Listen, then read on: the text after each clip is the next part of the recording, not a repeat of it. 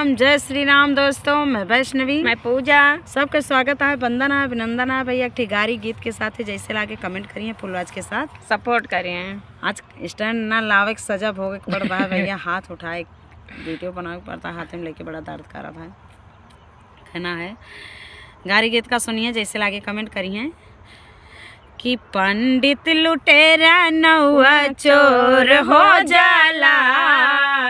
पंडित लुटेरा नौआ चोर हो जाला,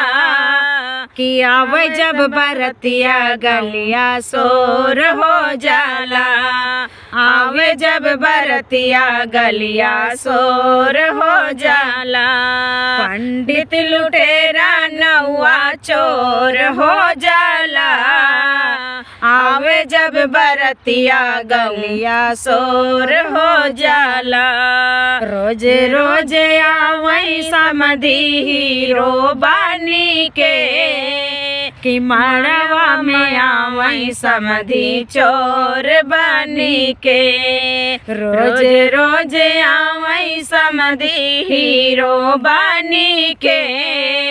अरे माड़वा में आवई समधी चोर बानी के, कि पंडित लुटेरा नौआ चोर हो जाला, आवे जब बरतिया गलिया शोर हो जाला, कि रोज रोज आवई जेठवा हीरो बानी के, माड़वा में आवई जेठवा चोर बानी के, रोज रोज आवई जेठवा हीरो बानी के, अरे माड़वा में आवई जेठवा चोर बानी के, कि पंडित लुटेरा नौआ चोर हो जाला, आवे जब बरतिया गलिया शोर हो जाला, कि रोज रोज आवई दुल्हा हीरो बनी के,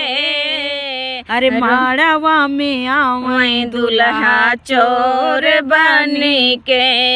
कि रोज रोज आवई दुल्हा हीरो बनी के,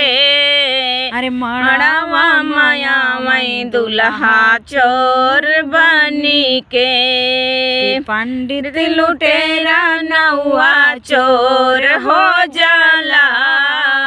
आवे जब बरतिया गलिया शोर हो जाला, आवे जब बरतिया गलिया शोर हो जाला। तो भैया गीत कैसे लगा कमेंट कर जाइए, फुलवाज के साथ सपोर्ट करिए।